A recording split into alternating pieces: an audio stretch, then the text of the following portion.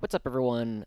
Josh with Joushi Howard back here again. And today I want to do a bit of a Joushi rambling video because the question of is guard bad or like is guard good and are players bad or what has popped up once again. So to start off with, the most recent Meta Monday came out today. Today is Monday. Yeah, that's how that works. And the a couple of interesting things have happened. So if you listen to any other content other than mine, if you watch like Art of War or Vanguard Tactics, or you listen to the 40k Fireside, pretty much everybody everywhere who is a top player is saying that guard is absolutely insanely bonkers right now. Probably, if not the single best faction in the game, then at least definitely in the upper echelon. And then the Meta Monday comes out, and we see that we have a 48% win rate. And people are like, "What's going on? Is this just guard doing guard things again, or the top player is wrong? What's happening?" So I want to start off with saying that yes, I think that guard is super good. I thought that guard was already like high A tier before the Bulgur nerf, and now that the Bulgur nerf has happened and we've seen everything else, we are at the very worst still a very high A tier army. And with that, it's always a little bit interesting seeing why guard is currently sitting at a sub 50% win rate. It was only towards the end of the last patch, data slate, whatever, beginning of Pariah, that guard was starting to get above 50%. And now I think most top players would argue that guard is better, at least relative to the field, than it was before. And our win rate is lower. So I kind of wanted to talk a little bit about why I think that is and what can really be done to change that or whatever. So to start off with, I want to take a look at the Meta Monday data that was collected, and I will put a link to the website down below. I just put it together here so that it is easier to look at all in one place. Anyway, so guard. We don't need that. We're going to use the selection tool. All right, guard. That's us. Detachment. We only have one of them. Makes sense. Our win rate was 48% over the first weekend of the most recent data slate, MFM, whatever you want to call it. That puts us at 18th out of 26. There are 8 factions that are worse than us, or that performed worse in their first week. And there were a couple surprising things, like Votan did very well, but we're not going to talk about all of that. But the rest of them are not terribly surprising. So the first one is this is a little bit different than the data I got. I'm not sure why it's different, but anyway, um, Meta Monday says that we had 10 players go X and 0 or X and 1 at their different events, which puts us in third behind Necrons and Nids, who had 19 and 11 respectively. However, we also had 3 event wins over this last weekend, which puts us in second place behind Necrons, which had 4, but Necrons were split. I believe it was between Obeisance Phalanx and Hypercrypt. Anyway, we were in second. We had the second highest number of players, once again behind Necrons. We had 64, and they had 71, again, split amongst 4 different detachments. And then we also had the second most games played, yet again behind Necrons, which had 374. So, I mean, we were the second most popular faction. We had the second most wins, which is, makes sense if we are the second most popular faction. But we were also very high on the table. We had a lot of people do very well. I had 9 new lists added to the spreadsheet that I keep track of. And then we had a 48% win rate. So what's going on here? If we have so many players who are doing X and 1 or better, getting an 80% win rate or better, why do we have a 48% win rate? Part of it is that for every player who's doing very well, it means that we have somebody who's doing very poorly. And I kind of want to talk about some of the things that we've seen. So the first one is a lot of people on Reddit seem to blame the fact that guard are lore players, and I think this is a little true. I think there are a slightly above average number of guard players who are just lore players and just like to bring whatever their favorite units are. I will see some people on Reddit be like, I think the one that cracked me up today was someone said, I'm never going to play Leontis or Rogel Thorns because they're ugly. And I'm like, sure, fine, whatever. But there's 2 things. One, I don't think that player is likely to go to GT, so they're not going to be showing up in this data. And 2, anybody who actually goes to tournaments and has the intention of doing well at them and is not just going because it's their way of playing 40k, all of those players are just going to bring whatever, right? Like, I'm sure I've shown you guys all the time the Bulgrin that I use. They are not Bulgrin, right? They are just something that I had 3D printed. And there are like definitely ways, and Lord Solar is potentially the most proxied model in all of 40k these days. Anyway, I think there are a slightly above average number of guard players who are just lore players. I know there's someone who took like triple Baneblade to some event and went 0-5, and at the same event, it was something that another guard player won. But whatever, I don't think that's really the main reason. I will look at a lot of lists and I'll be like, this list doesn't make sense to me because it has all these inefficient units in it. But it's very rare that I look at it as like, oh, this is obviously a lore list. It's 300 guys with, as many deathcore characters as we can fit in, no Lord Solar, blah, blah, blah. Those don't actually show up all that much. I think instead there are a couple other things. So the one that we can't really deal with immediately is hobby lag. We have to face it that Guard is a very expensive army, and we have a lot of models to paint, and batch painting sucks. Like, it is not fun to batch paint more than, like, 10 guys at a time. It'll take me, I don't know, like 6 hours to paint 10 guys, even if when I'm batch painting them. Maybe, it depends on how focused I am. But regardless, it takes a long time for us to get all the models, to build them, to paint them, and have them to have like played a couple of games with them, so we know what we're doing by the time we actually get to an event. And part of this is like the real world cost. So I live in the United States, so I'm going to use dollars, and that's just makes sense. For the last like year, 18 Bulgrin has been a staple of competitive lists. However, if you want to buy 18 Bulgrin, they come in boxes of 3, and each of those boxes are, 50 to 60 bucks, depending on how you're actually procuring them. If you go on like Amazon or whatever, you can get them for like 53, but I think I saw one that was like 62 before tax. And realistically, this is going to cost you anywhere between $300 and $400 in order to chase this part of the meta. And that sucks. Like, that's not money that everyone can just drop and be ready to play all these new models as they come out. And I think the new hotness that we're seeing right now with Aquilons, they only are available via the Hivestorm box right now. You cannot get them from Games Workshop in just a box of Aquilons. You have to buy Hivestorm. And the Hivestorm box comes with 10 Aquilons, like 10-ish Vespids, a bunch of terrain, and a kill team book. And I have the box, but I'm not going to be using most of it, right? I sold the Vespid away. I have the terrain, but it's not built yet. I thumbed through the kill team rules, but like I've talked to other people about this. There's just not really a kill team community in my area, so I don't really have a lot of reason to play kill team. Um, so that box was like 230, I think, MSRP, and then I bought 2 more boxes of 10 Aquilons for like 50, 60 bucks a pop on eBay. Like, that's really, really expensive. There are obviously ways to get around this. Like, if you want to use your old Elysian drop troopers, like, just make sure they look okay, make sure they're the right base size, and you can get away with that. You can take just normal scions and get, like, jump packs or whatever and staple them onto the back of your guys, and that'll work too. The Bulgrin that I got with my 18 Bulgrin, it's over $300 MSRP, but I got it for, like, 30 bucks total because I bought my friend resin and STL file and I had him print them. And that's a massive discount. Not everybody has access to that. And if you don't have access to that, but you still want to play competitively, where you're just going to try and make a list that you can that doesn't have the best pieces available to us.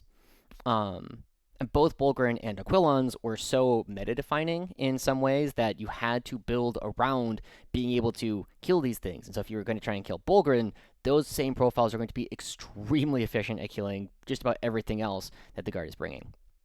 So anyway, hobby lag, major part of why guard is slow to adapt to the meta, except for players who have been around for a long time or have the money and the time to just drop on getting everything that they want at the drop of a hat, which is not most of us.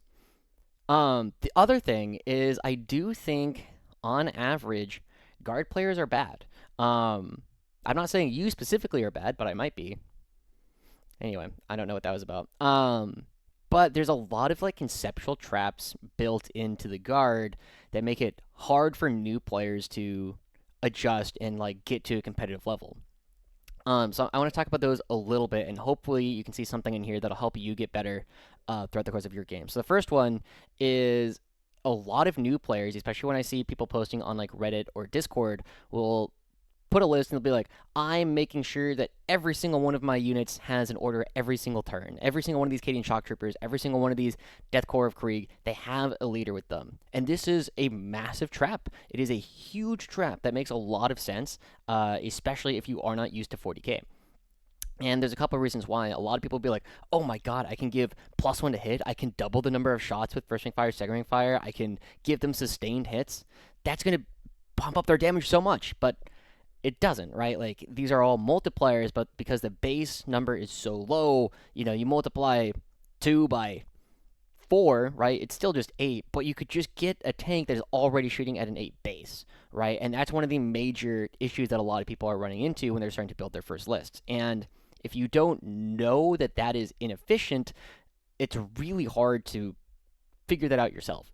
Because a lot of people are coming in, and it is really, really hard. This is not a 40k thing in general. It is really hard to improve because you just find whatever thing works best for you, and then you don't change that part of it. So you need to have someone tell you, like, oh, you're just sitting on a molehill, the mountain's over that way. And that's really tough to get out of. The other part of this is that even if you do bring orders, like I've been saying for a while, that it's not important being able to give everything in your army in order every turn. The list that I've been bringing to several GTs, where I was playing Double Dorn, a Lehman Russ, and then 3 units of Bulgrin, the only thing in my army that could order them was Lord Solar. I had 6 things that were asking for 3 orders that Lord Solar could provide. Now, 2 of them were almost always going to a Rogel Dorn. So I really had 1 floating order going out between 4 potential units that wanted it. And there were a couple other things that could take it, like the Hellhound was also something that sometimes needed a Lord Solar order. But you don't need to order them every single time. If I can order the Bulgrin that I need to move, then I'm going to be able to do that. So just being able to understand what the order economy actually looks like and what you need to do in order to make it happen. I have put in no orders outside of a platoon or Cadian command squad in order to use a Master Vox, and then it'll tell those guys right there to move. And that's usually all I need to do. And it was, yeah, like I said, it was very rare that I ever felt like I needed more orders. But yeah, that's a major trap that a lot of people fall into. The other major traps is that people are giving the wrong orders a lot. And I'm not going to name them, but I know at people that I've played against at RTTs and I've seen at my local events, Guard has 2 really good orders, and those are not take aim and first rank fire, second rank fire. Those are nice, but you should be assuming that everything that should have take aim is going to have take aim when it needs it. But the orders that you really care about are move, and duty and honor. Move. I mean, for most of our infantry, it's a 50% movement increase for free. And I think a general thing about 40k that you need to understand is how many binaries there are in 40k. You either can see them or you can't. You either, you pick point like the very tip of your tread out, and now you can see them. It's a yes, no, right? And duty and honor, similar for the OC, it's like, which one of us has more OC? It's not like, oh, you control that half of the objective and I control this half of the objective. No, it's a game of like, do you pass the yes, no? Do you have more things on the objective than your opponent does? And Guard is incredibly good at passing all of those yes, nos. We are incredibly good at getting over the hump, all these true, false questions. And move, and duty and honor are the 2 most important things for that. Everything else after that is just like, we're going to throw so many dice at the opponent that they will eventually fail a statistically likely number of them. That's just how the Guard plays. Like, we just need to pass the yes, no, and then we can deal with the rest of, like, the actual damage output that's going to be coming out. So yeah, best orders are move, and duty and honor. Take cover is nearly useless. Yeah, I don't really have a lot more to say about it. Take cover is almost completely irrelevant.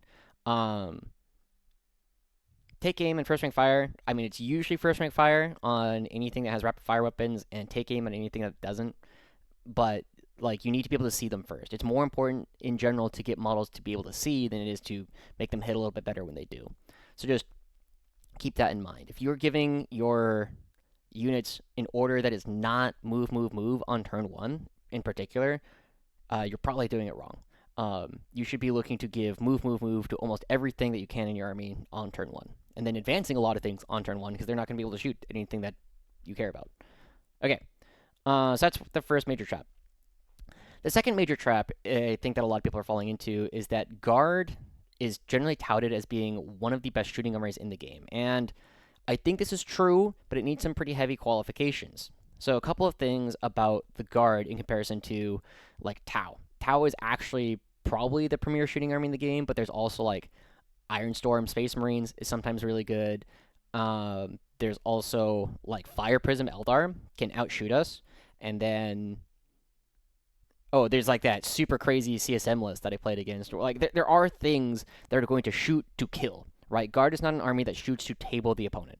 Guard is an army that is a shooting army that is trying to disable our opponent. This is something I'm stealing from the 40k Fireside, David Gaylord. Again, recommend you check that out. But we are trying to eliminate our opponent's abilities to threaten our scoring. And we are also a very mid-range army. Something like Eldar or Tau, or even CSM, are generally going to be shooting us at longer ranges. A lot of our firepower is at 18 inches, where all of our multi-meltas come into play. Whereas a lot of other armies are relying on things like las cannons, and we do not have the volume of las cannons to deal with that kind of long-range shooting. So, yes, we are a very good shooting army, but we approach shooting as a way to solve other problems rather than as the primary win condition itself.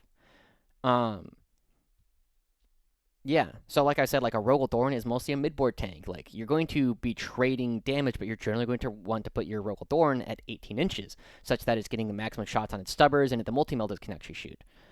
The Rogel Thorn will win a lot of tank duels, but it will do so slowly that it doesn't really matter. Especially beyond 24-inch range.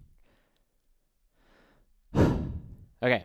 So yeah, I mean, I think an easy thing to point out to is my roommate plays a lot of Tau. He plays Kalyan Tau, and he'll go to turn 3 and he'll be like, okay, now my entire army has sustained 2. I'm going to table you now.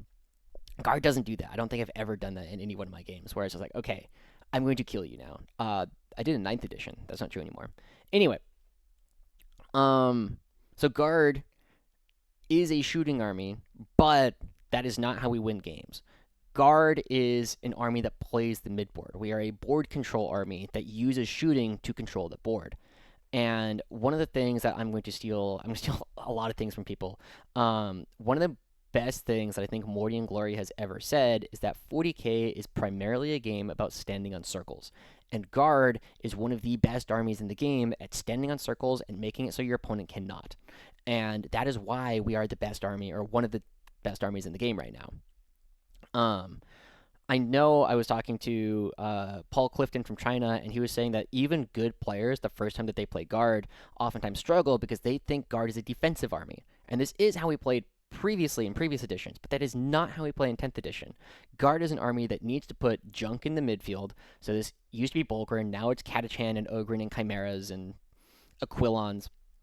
You put them out in the middle of the board, and you stand on circles, and you force your opponent to come to you. You force your opponent to put things, or generally more high-value things, or to kill our low-value things, right? So let's just say, we're going to put 10 Catachan for 55 points on the middle objective. And the Blood Angels player is like, well, I have 2 ways to solve this. I can throw a Ball Predator to go kill it, or my other option is I can run at it with a unit of 10 Jump Pack Intercessors with, I don't know, whatever leader they had. I think it was a Lieutenant. It doesn't matter. They can either send like their 130 point Ball Predator. It might be more than that. It's probably more than that, actually. Or they can send like their 200 point unit of Jump Pack Intercessors to come kill our Catachan off the point. Great. Now both of those things are in a place where we can kill them back. Right? We are trying to neutralize. We're trying to give them some small piece that we don't care about in order to make sure that their more expensive pieces are going to come out that we can now have access to killing.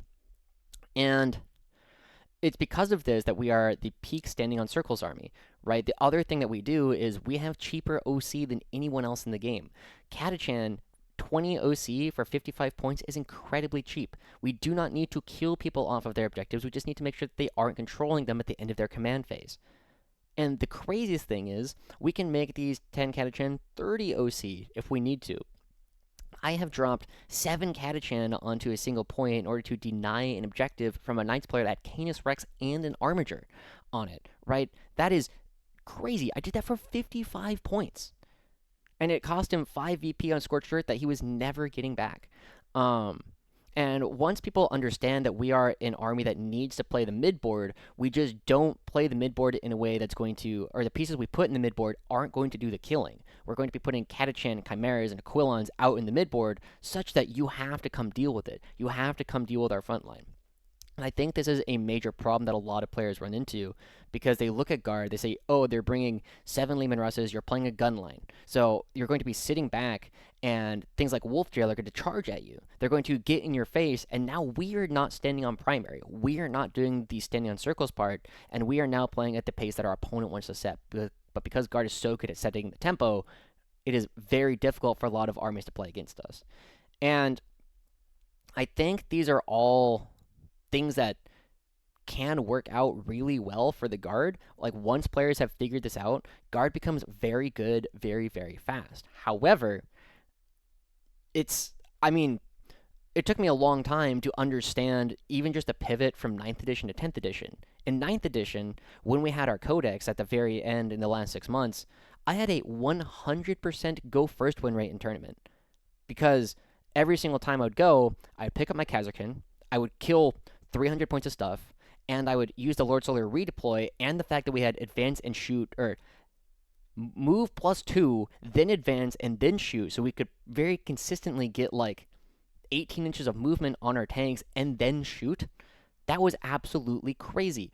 You would play guard in a way that you could kill people in the 9th edition, but you were also still playing a very aggressive army most of the time. Whereas now we are playing a board control army, and so I think this pivot has hurt a lot of people, their ability to play the game really heavily. And yeah, I think that's mostly it. Like, it's not that guard players are necessarily bad. It's just that the way that, like, the fantasy that Games Workshop has sold with the guard, where we are a static gun line, we want to play trench warfare, is not how guard is played. It is not how guard is played at the higher levels, and that is really important to understand. But until that clicks for you, and until you've seen it done and you can do that on your own tables, you're like you cannot get to those top tables until you break that mental image of how guard is supposed to be played, because that is not how tournament 40k has been played for a long time.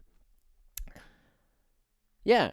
So just a quick recap. I don't think guard is bad, or guard players are bad because we're lore players. I think we're bad because hobby lag is real. It takes a long time and a lot of money in order to get like all the new stuff on the board.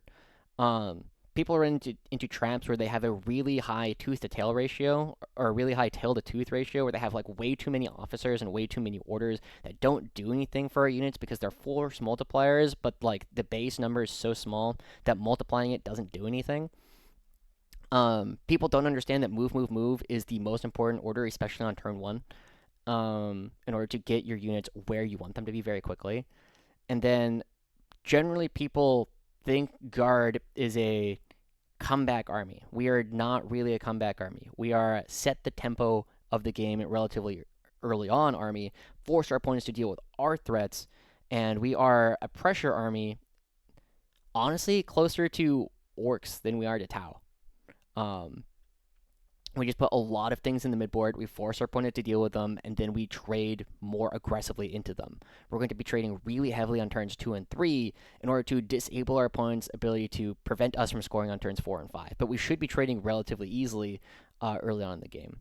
So I think if any of this has made sense to you, hopefully it'll help you get better in the near future and hopefully bring guards win rate up.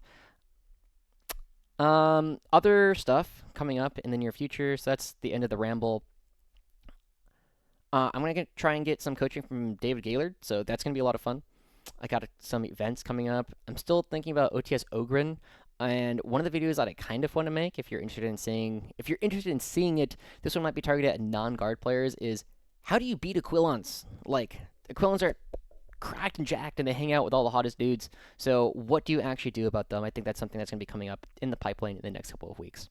So anyway, this has been Josh with Joushi Howard. We've been rambling on, is guard bad? Are guard players bad? I don't know what the thumbnail is going to be or what the title will be at the end of this, but that's what we've been talking about. So we'll see you guys all next time.